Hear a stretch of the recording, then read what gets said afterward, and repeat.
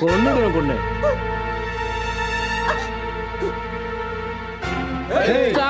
என் மச்சானுங்க, அதாவது பிரதர் இல்ல. நான் ஒண்ணு இவ்வளவு சும்மா அனுப்பல. இவங்க நிறைய காசு கொடுத்துருக்காங்க. வரதட்சணை இல்லாம அனுப்பிச்சு அவ ஒப்பாரி வைப்பால, அதான் இவ்வளவு நாசுக்கா அனுப்பிச்சு வைக்கிறேன். இல்ல சுதா? மிஸ்டர், யார் இவங்கலாம்? சொல்ல போனா இவங்களும் உங்க டைப் தான். ஆனா அவங்க சிஸ்டர் சிஸ்டர்னு காரியத்தை கச்சிதமா முடிச்சுக்கிறாங்க. அட பாவி,